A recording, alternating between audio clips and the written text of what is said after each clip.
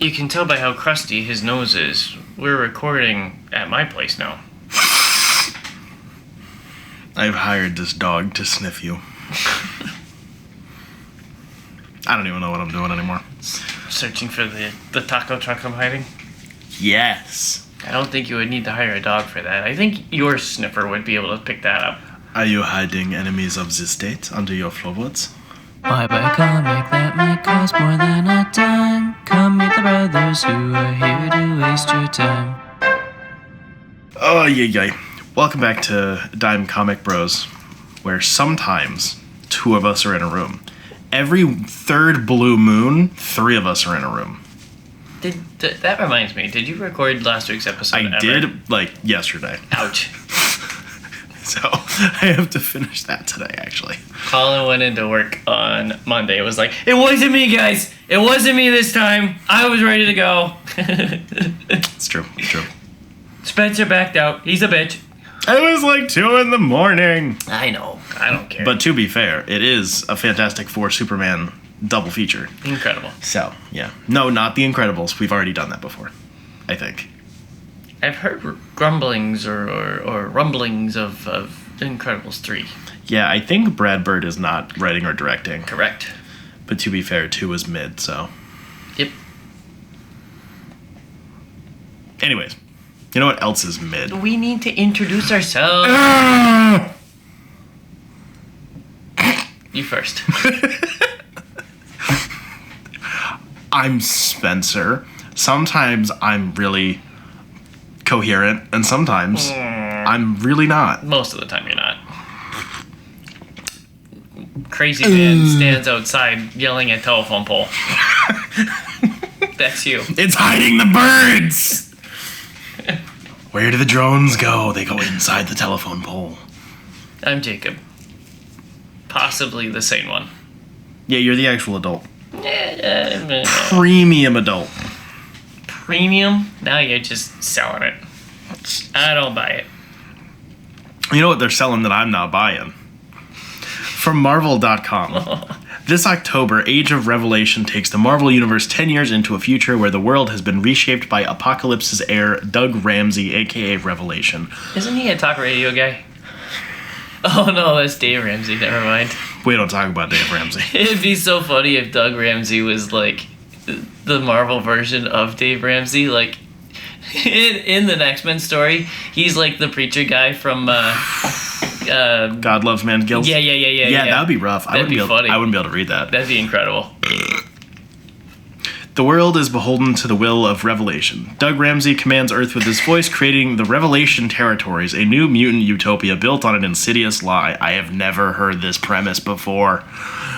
Beneath the surface, rebellion brews, and as a ragtag X-Men team strikes from the shadows, Revelation faces threats from within. Welcome to Age of Revelation. The new launches include Amazing X-Men, a flagship X title introducing the team of X-Men leading the resistance against Revelation. Laura Kinney Sabretooth, a new solo series that sees Laura Kinney take up the mantle of Sabretooth. Binary, a cosmic series starring the power of the Phoenix. Long Shots, a series following various characters trapped in a twisted competition by Mojo. And World of Revelation, an anthology one-shot that explores Age of Revelation's impact on the wider Marvel Universe, featuring the fate of the Fantastic Four, the end of the Young Avengers, and the gaze of Apocalypse.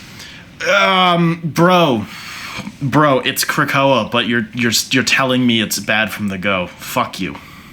Gaze of Apocalypse is Gaze, by the way. I had to look at the script. This isn't a bit. None of this sounds appealing. Like, it seems like the From the Ashes era has been mixed, but there's been some decent stuff to it, but like this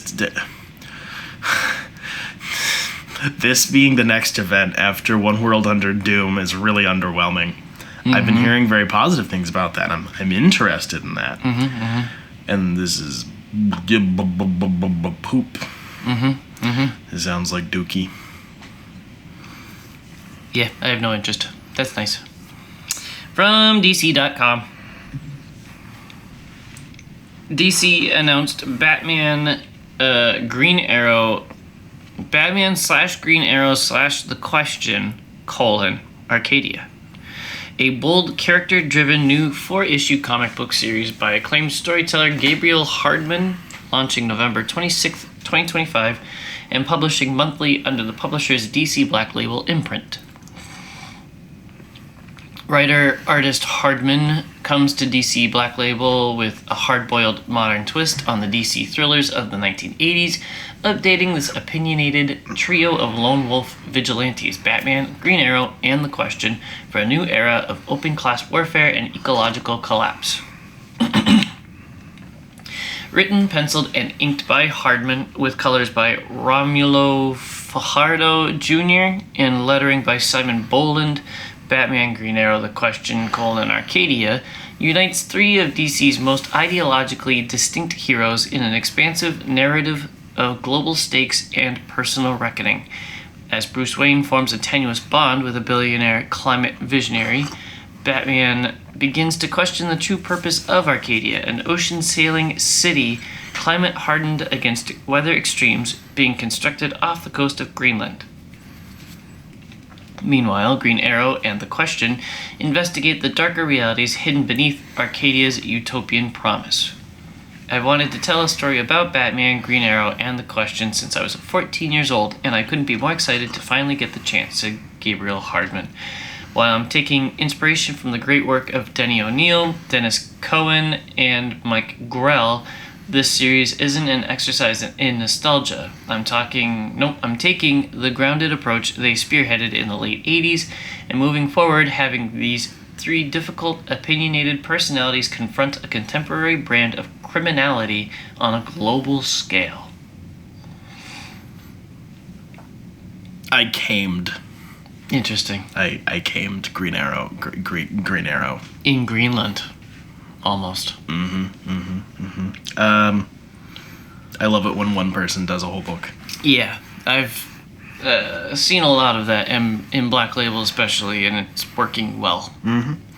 Speaking of Green Arrow, from comicbook.com, DC Comics is expanding its Absolute universe with a new superhero joining the fray, Absolute Green Arrow. The comics company announced the new Absolute title at the DC All-In panel at San Diego Comic-Con recently, alongside a plethora of other announcements. The comic series is only scheduled to be a 6-issue miniseries. I can change that single-handedly. Written by Pornstack Pinochet and drawn by Raphael Albuquerque. Pinochet is a longtime editor best known for writing the comic series The Good Asian, and Albuquerque is an acclaimed artist best known for their work in American Vampire with Scott Snyder. The preview image, he has a bigger quiver. I'm sold.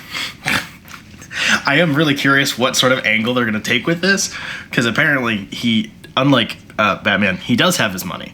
So that's not the key element they're taking away. I'm very curious how this is going to pan out.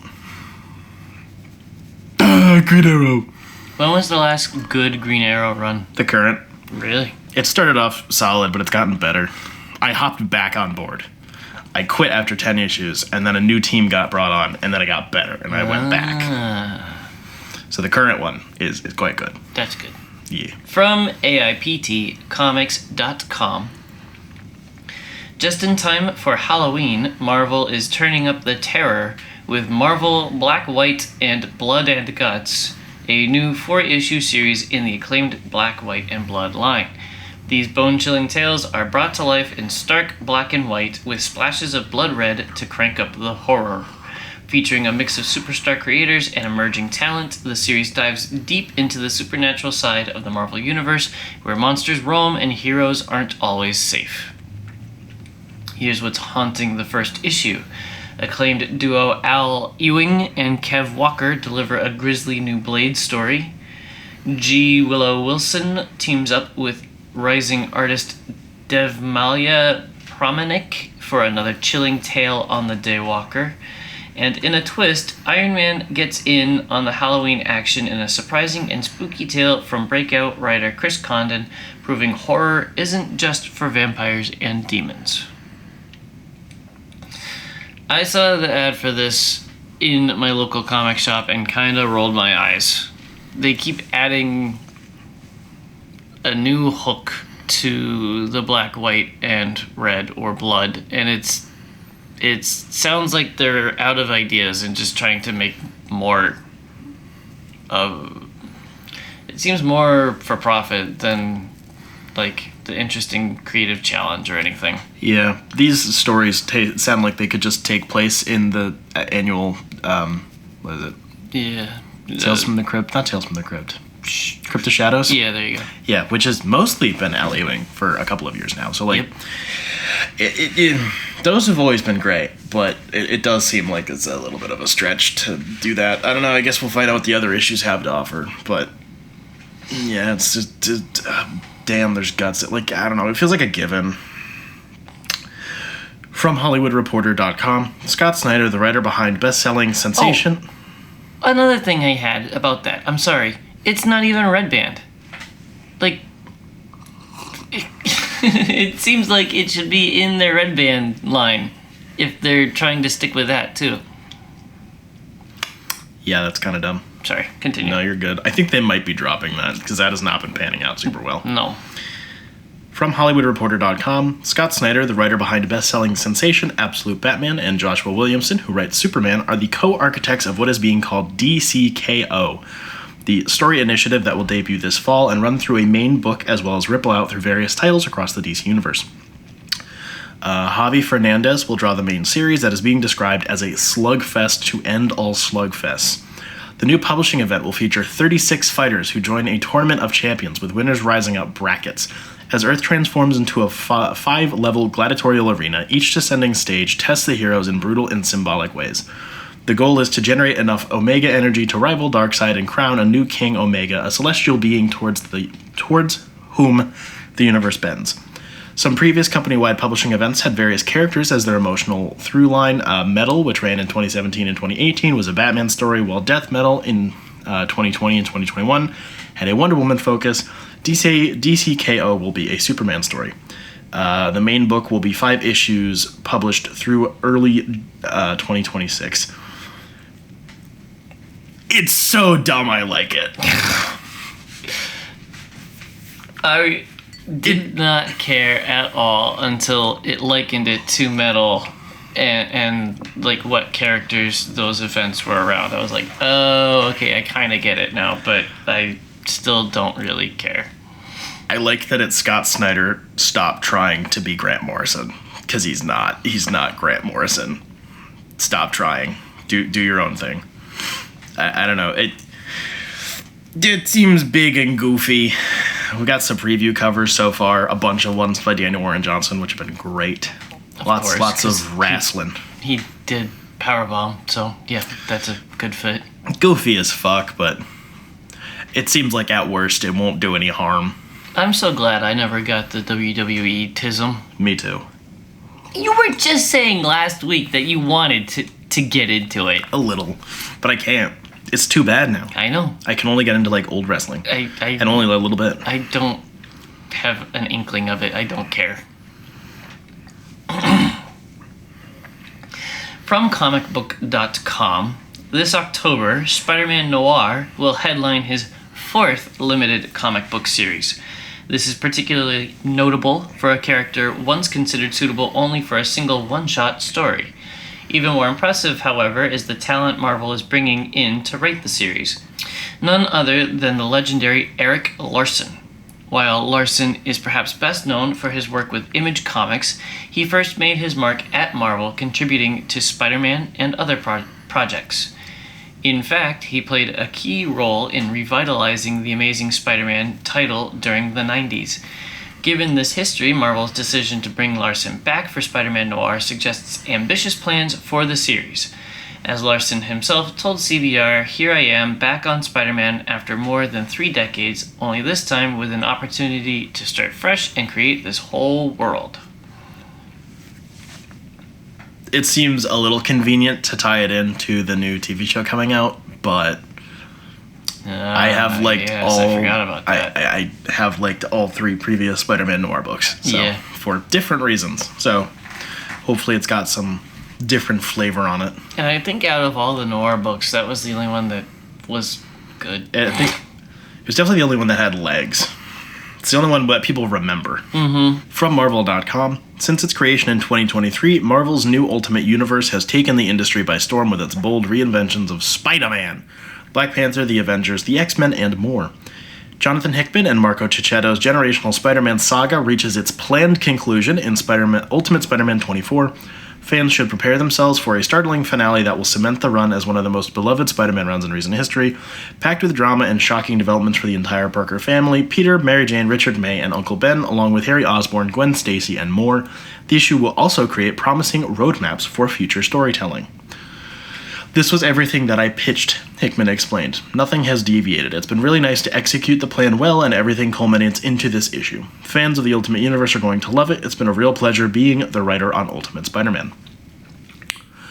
Ultimate Endgame delivers the moment every reader has been waiting for, the return of the Maker. Imprisoned for the last 2 years, both in real time and in-universe, the Maker is said to emerge and finally confront the heroes who have brought hope and freedom to a world he once held in his tight grip. He do be grippy like that. Bringing the characters of all 5 titles together for the first time, the ultimate fate of this captivating new universe is decided in an epic, multi-front conflict with the Maker and his powerful allies. This is the craziest and most impactful crossover I've worked on, Dennis Camp said. I'm really excited about it. It's all the characters, everyone coming together in this big way, coming up against each other in a big way, and the resolution of some long plot threads we've been seeing. It's very big, very dramatic, and with the Ultimate Universe, we can change the world. We can actually do it as creators because we have this incredible playground that Marvel has not just allowed, but encouraged us to use. It's an honor to do something like this. It's been amazing, and this is the culmination of a lot of what we've been doing together. But it's also clearly not actually the end of the universe. Thank God. I'm curious what's going to happen with Spider-Man. Because it's the planned end, but with more potential. I want to know who the fuck they're bringing on next. I'm very curious. It's literally the only one that I haven't been following in the Ultimate line. Because I just assumed that I would get the trades, but that automatically puts me behind. Yeah. It doesn't sound like anything else is going to be changing too much, though, which is interesting. I always find it funny when they're trying to sell an event crossover book as, like, the end, but also, like, we all know this isn't the end. Some things will get shaken up. We might get a new antagonist. There'll be a new... something. Shit'll change. Yep. But, like, Wolverine's probably going to end. I have a gut feeling. I saw the preview of what's coming out. I read it yesterday really quick, and that's up to 10 confirmed. Yeah. So, yeah, I don't know. It'll be something, but I would so Donny Cates was the guy who was originally going to do the Ultimate Universe, and then a lot of things happened. So Hickman kind of got that job. So I'm curious, despite the fact that they have very, very, very different approaches, and they had entirely different pitches about Spider-Man, if they're going to rapidly shift tone and just have Cates come in and do his pitch, I doubt it, because there'd be very little coherence between those two ideas. But it would be interesting. It'd be funny. And it does sound like he is getting back on the workhorse recently, so that would be something. But Had to top off the Java. it is really funny watching them make Ultimate Endgame like covers and posters, and they're so aping Avengers Endgame like imagery. It's very funny. Which it does come full circle because the MCU was mostly based on the original Ultimate line. So like, you know, big brain. From AIPTcomics.com. Following the launch of Marvel Knights The World to Come by legends Joe Quesada and Christopher Priest, the Marvel Knights universe is expanding this fall with a gritty new spin-off, Marvel Knights Punisher. Launching in October, this new series is written by Jimmy Palmiotti, co-creator of the original Marvel Knights line, and drawn by fan-favorite artist Dan Panosian. The magic of Marvel Knights has always been about fearless storytelling and raw talent, said Palmiotti. But no. Now I get to push the Punisher into uncharted, brutal territory with Dan Panosian's incredible visuals. We're not just revisiting Frank Castle, we're blowing up everything you thought you knew. The cover looks good. It does look good. I like the cover. I don't know how I feel about Marvel Knights coming back, because it was kind of just a half-assed or I don't know. It was Max before it became Max. It was the kickoff for Max. So it feels like wishy-washy. We want to be adult and edgy, but we can't quite. That is true, because also like most of the original Knights books are now just like 616 can. They're just canon now. Yeah. Like they weren't really that deviant after time passed or whatever. At least they're putting them under like a different. It's the world to come. Like they're at least giving it a new subtitle with the new stuff. But the Marvel Knights thing always feels like an R-rated movie that should be an R-rated movie, but they cut it just enough so that it's PG-13 to try to make money. That's a vibe. I know what you mean. From comicbook.com, Daredevil/Punisher: The Devil's Trigger is a 5-issue limited series by Marvel Knights co-founder Jimmy Palmiotti and artist Tommaso Bianchi? I'm lost, I'm sorry. Maybe Bianchi. Okay. While Marvel has recently revisited the Marvel Knights imprint with the Black Panther-focused Marvel Knights: The World to Come, Daredevil/Punisher: The Devil's Trigger doesn't appear to have that label. However, it may be a standalone story instead of taking place in the main Marvel universe. Literally nobody knows. We'll find out where they put it afterwards. Honestly, writing the series has been a blast and a true gift for me, Palmiotti shared. Reconnecting with this storyline, originally sparked during the Marvel Knights era, is pure adrenaline and nostalgia for me and gives me the opportunity to dive deeper into what makes both the Punisher and Daredevil unique in the Marvel Universe. Revisiting these iconic characters and their explosive ideological clash feels like slipping back into a gritty, familiar alleyway for me. The Punishers wiped the Gnucci family off the map, but the vacuum doesn't stay empty for long as Daredevil witnesses the birth of 4 new crime syndicates as they rise from the ashes to take over the shitty. New York is kind of shitty. It's more than kind of. But it might get better because Zovran Mamdani. Don't get me going. Don't let me do it. Beans. True. Daredevil/Punisher: The Devil's Trigger #1 goes on sale November 26th. It is funny that nobody seems to know what continuity this takes place in. They haven't. I don't think we've had any Daredevil and Punisher stuff in the books for a few years now. I think it was during the Zdarsky run, maybe. So, that's nice. The cover looks good. I like it. Of course you do. It's got Daredevil in it. You got them double D's. Do you have enough to do 3 topics? Yes. Because I have 4. Wow. So. Oh my gosh. This fucking guy. I need to choose which one to leave out. I can do 4. Really? Yeah. It is a special episode today, ladies and gentlemen. We are both very special. Yeah, that's true. I'll go first. I read Universal Monsters: The Mummy. Ooh. By Faith Erin Hicks and illustrated by Lee Luffridge. It's 4 issues.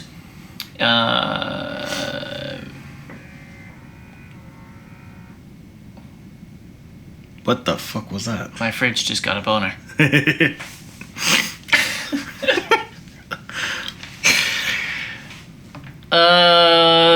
This follows the original Mummy movie from I don't even know when. 1938. Sure. I'm thinking. You said it confidently enough. I'll buy it. I don't actually know. I was going to say 29, but whatever. That's not a real year. I was surprised actually because it kind of follows the 1990 The Mummy with Brendan Fraser a lot too. I don't know enough about the old movie to know how the 90s Mummy connects to it or apes it or anything. I didn't know. Is it a remake? I don't know. But like the storyline follows the 90s Mummy quite closly too. Does that mean Rachel Weisz is in it? No. Oh. Brendan Fraser? No. Oh. But Angan Sunamun is in it. So. Damn, the Mummy. The name of the Mummy is the same. And that's why I was like, eh? Shit's crazy. It follows a woman. She gets possessed by Anka and Sunamun, the princess that died way back in Egypt times. And her dad is an archaeologist. He's a British asshole archaeologist. Not to have a double negative or whatever, but Yeah.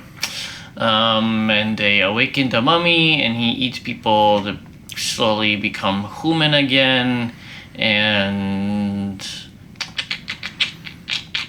the princess tries to get back together with the mummy. Alright, so the artwork was okay.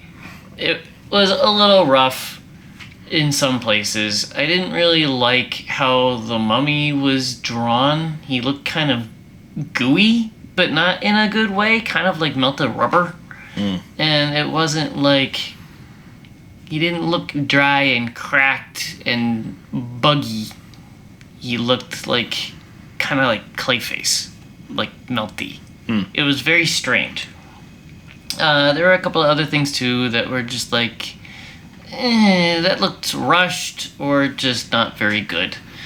But overall, it was very colorful, and I liked that. The author had a note in the back of one of the issues, I think the first one, about how her goal with the story was to tell a love story, because that's kind of what the princess and the mummy, that's their conflict or whatever, is that they were separated too early, kind of like a Romeo and Juliet kind of thing. And that part was done really, really well until the last issue, where the princess suddenly, like, the princess has possessed the young woman and is like, yeah, I'm gonna get back together with a mummy and we're gonna be banging tonight. And then, like, on a dime decides, oh, actually he's an asshole and I've messed up and I don't want to do this anymore. It was very sudden and not done very well. And that's how the story resolves. And it was...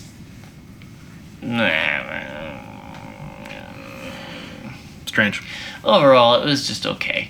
I wanted to give it a very flat 2.5 stars out of 5, but Goodreads doesn't do half stars, so I gave it a 3. But out of all the Universal Monster stories, let me try to do a tier list real quick. Dracula Peak. Yes, Dracula's Peak. That's easily S tier. And then I would say Frankenstein is A tier, and then Creature from the Black Lagoon and The Mummy are like C tier. Damn. He's from the lagoon. The lagoon!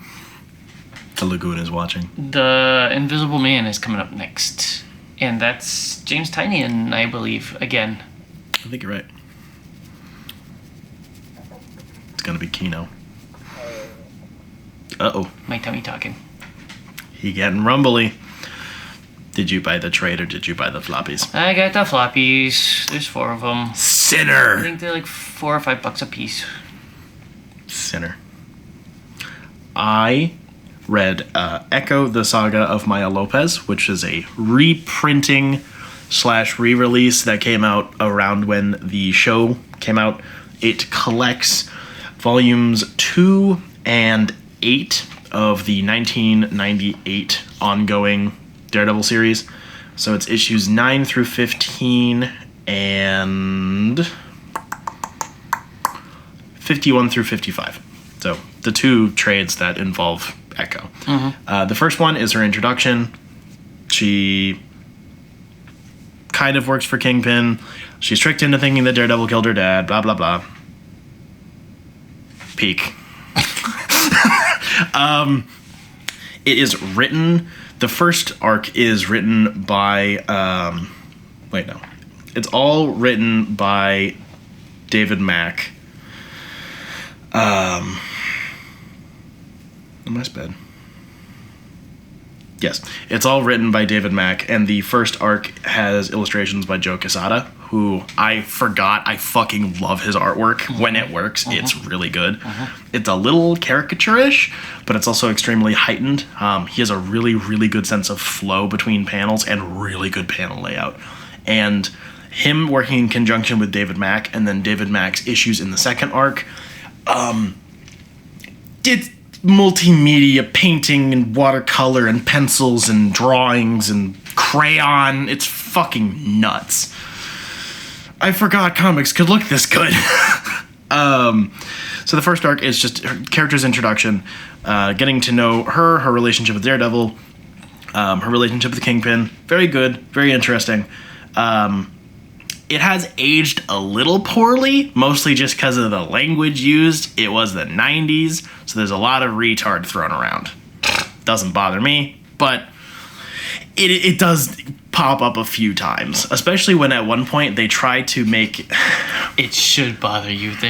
They're insulting your people. Shut up. The difficulty is because it's used interchangeably with people with mental or like other sort of just various sorts of disabilities, which is not really what, even now when being rude, I don't think most people, when they say retarded, they don't usually mean deaf. It's weird. So they try to contrast the fact that Kingpin called her retarded one time, and they're trying to convey that as him being like really unkind and uncaring, which he is, to like, then in the next arc, she's also calling herself retarded, and it's like, language got more specific, and that's a good thing, because it feels very strange. Because she's actually like a prodigy, so she had to go to like prodigy school. It's very strange. The linguistics are a little funky. But her meeting Matt and Daredevil are both handled really well. Their character together is really cool. Weird inclusion is that at this time, Matt and Foggy were having a like counter lawsuit against Foggy's mom from another previous story. That was a weird inclusion. Strange shit. Pretty confident that Foggy knows that Matt's Daredevil right now, so that was notable, I guess.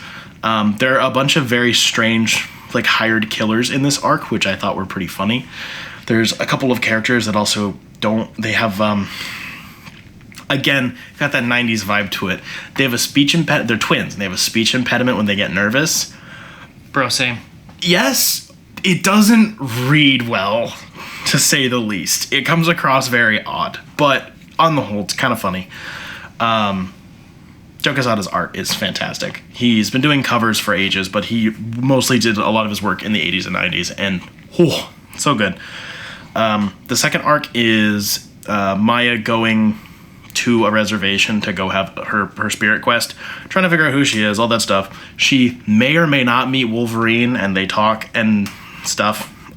This is a lot of pontificating. This is the shit I like. What do you mean talk and stuff? They might do drugs. Who knows? I thought you were saying stuff and things. No, not stuff and things. So it's her connecting with her father's legacy, the world that she used to know, all that sort of stuff. It feels very earnest, and I really like that. A pretty honest representation of a lot of indigenous people, as best as I can tell with my limited knowledge. Fucking gorgeous art. Trippy as fuck. So she goes on a vision quest. She like is dehydrated and malnourished and tripping balls, and goes out in the middle of the woods and meets a bunch of animals. And maybe, is that a man or is that a creature? It's Wolverine. Bro, Da-da-da-da, and then they like sit around a fire and yap. I really liked it. She also has a little epilogue where she goes and meets up with Matt to kind of get some closure on all that bullshit. That was a nice way to end it, because she's not happy afterwards. She's like, oh, that was kind of stupid. I wasted time. Closure is dumb. Closure is gay. Doesn't really exist. I bought the trade for $30. It's a little much for the amount that's in it, but the quality is totally worth it. It is weird that it got reprinted, though. It's one of those very... there's a few of these where, like, a new show will come out. They'll reprint character introduction and, like, a large run or something. It does make for weird collecting, but to be fair, as far as I know, outside of her appearances in more Daredevil stuff, The Avengers, somewhat recently. That was odd. Haven't read that yet. And then the Daredevil and Echo book. She doesn't really have anything else. So it makes sense. It's just odd. All of this is already collected in various omnibuses and Daredevil editions. So kind of silly there. I'm surprised she was never included in like a West Coast Avengers or something. Not that I know One of. of those weird little side runs. Maybe, but not that I know of. This was quite worth it. I really vibed with this. I read this in one sitting while laying in the pool on a floaty. I ascended. This was so good. This was great. There was no point in the run where I was like, can we get back to Matt? I was purely invested in the titular character. That's really good shit. You got balls bringing a comic book into the pool. I would never. I do. It was very touchy. I was very careful. The whole time I was a little butthole clenched. Yeah, just like, in don't case. move. Pretty much. I feel a fart. Yeah, getting in was the hard part. Yeah. Trying to put it somewhere where it won't get wet when my fat ass jumps in the pool, and like try to balance on a thing and then get on the floaty, and then I have to dry my hands off, and then I have to like maneuver the floaty over to go grab the book. And it was a pain in the butt, but it was worth it. It's a good like hour and a half. Wow. I read Wonder Woman Spirit of Truth. Damn. Is this the Paul Dini book? Yes. Ooh. It is written by Paul Dini and illustrated by Alex Ross. I have not read this one. Technically, I read it. I don't know what the words said. The words were stupid. Words were too long. And the story doesn't matter because it looks incredible. It's really just Alex Ross flexing.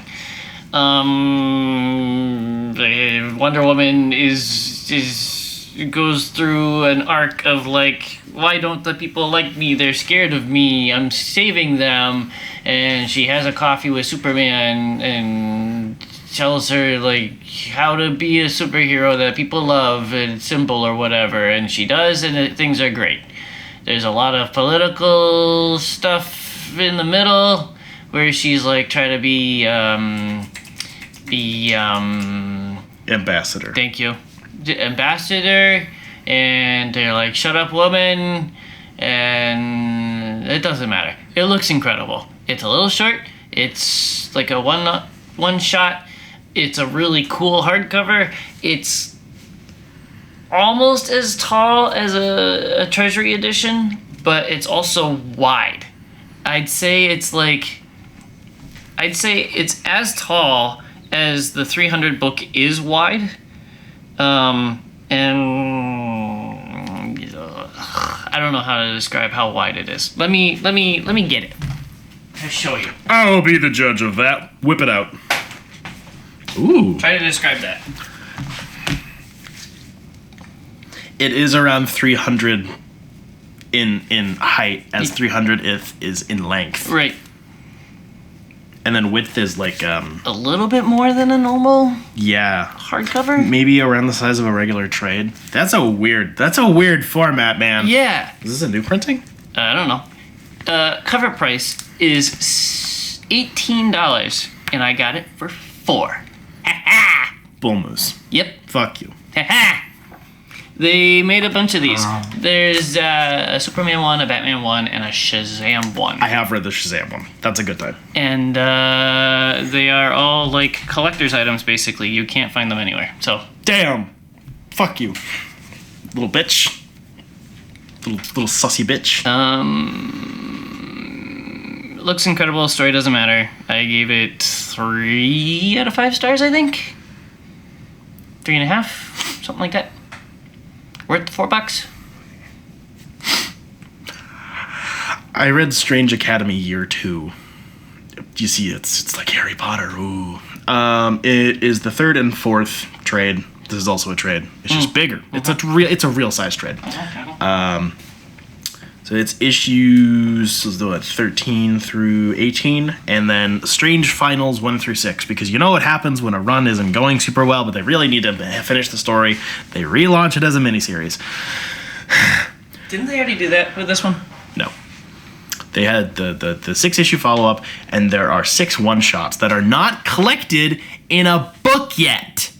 They're singular character one-shots where they go run off with Spider-Man or some shit, which I want to read. They're not in a book yet, which is annoying. It's still written by Scotty Young and still illustrated by Humberto Ramos. The first 6 issues, or the first trade collected in this trade, is just kind of middling. The kids do some accidental destruction while fighting some bullshit. More prophecy nonsense goes on. One of the good guys, she's getting eviler, and one of the bad guys is getting betterer. It's a tragic love story. I guess the main premise of the whole run is like, so what if the guy that you think is bad is not actually the bad guy, and the one that you think is good is gonna be the bad guy? It's kind of been there, done that, but for a teen book, it works fairly well. The protagonist or secondary protagonist is the son of Dormammu, so you'd expect him to be bad. He's not. He's just a little pumpkin-headed dweeb who's OP as hell.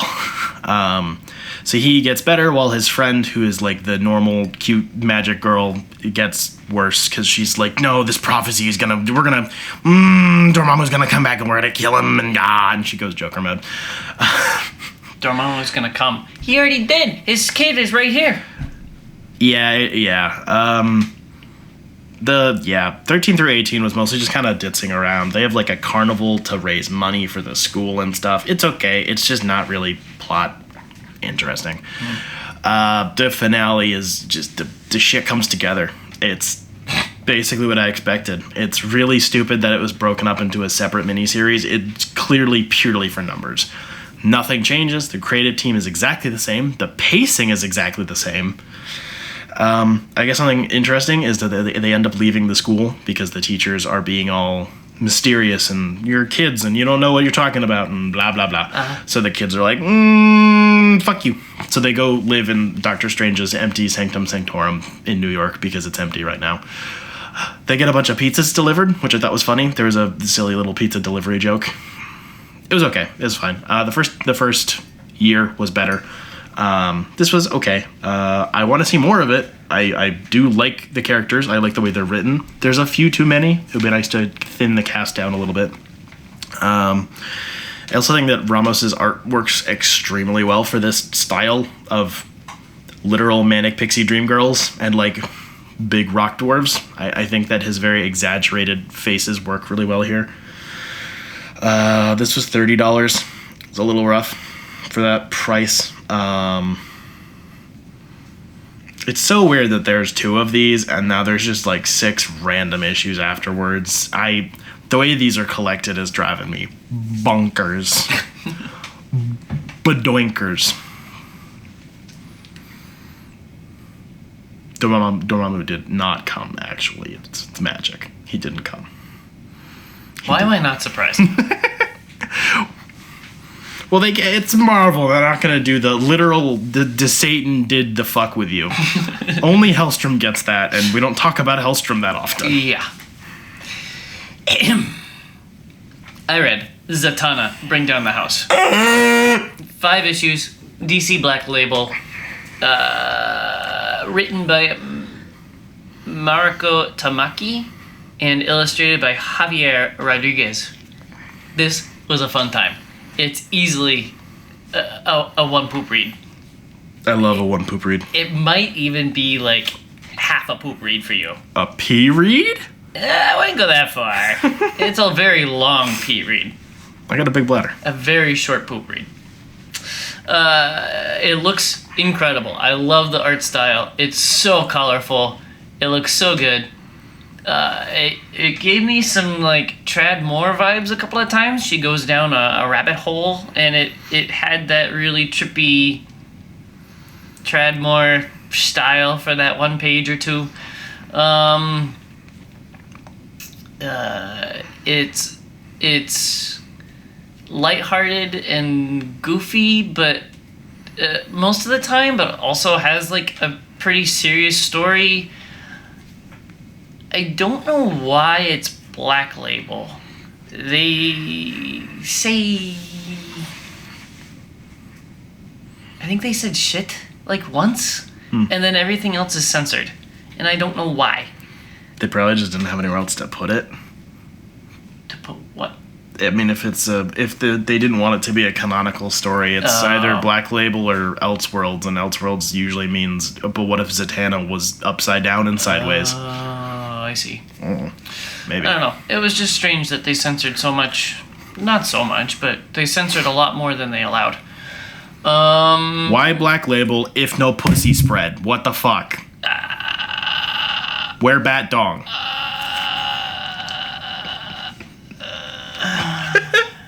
Constantine shows up. Ooh. And they do a one-night thing, but it was clean. All right, let's see. Zatanna doesn't do magic. She does, like, real-world illusions, but she doesn't use magical magic. And there's a couple houses of magic that are trying to pull her in different directions because she's the end of the world or whatever, and she has to figure out the trauma that caused her to not want to be magic, and to eventually resolve that, and the book ends with her using magic. So Constantine shows up for a minute and is there to help her out, and I don't know, it's a fun time. There was like a legit frame that made me laugh out loud. It was great. It was fun.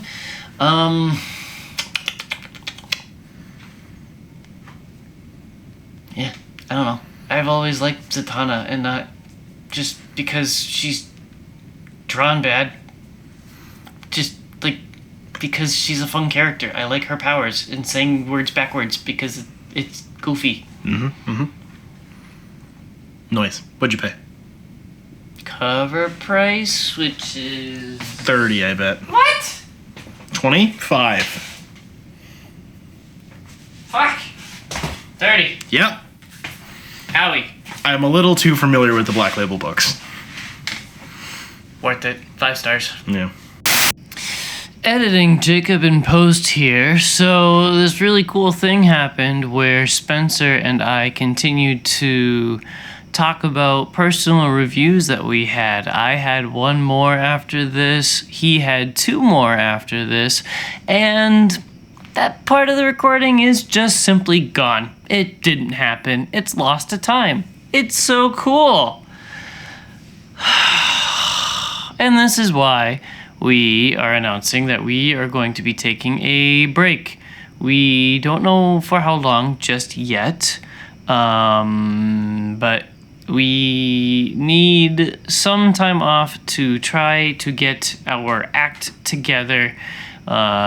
We've definitely been falling apart a little bit behind the scenes and, in the scenes. And so we're going to take a little bit of a break and come back eventually to keep bringing you this very exciting and entertaining podcast. But until then, a very special thank you to our patrons, Caitlin and Jeff Lorenz. They've been there almost the whole time. It's been 5 years or more that we've been doing the show, and Caitlin and Jeff have supported us along the way, and we really appreciate it. They get all kinds of bonus benefits, I guess, in return for their monetary contribution. So please go to patreon.com/dimecomicbros and see how you can help us get our act together. A special thank you to Jetpack Comics and Games in downtown Rochester, New Hampshire. They are there supporting us by taking our money from us, but it's okay. It's in trade for all of the things that we talk about on the show. Go check them out. Shop locally. Next week is our last week of podcasting, sort of. We're going to continue doing Dime Gaming Bros once a month, but next week is the last Dime Comic Bros podcast before the break. So it'll be Collin and Spencer and me, and we'll be talking about X-Men Dark Phoenix. And that's going to be awful. Tune in then!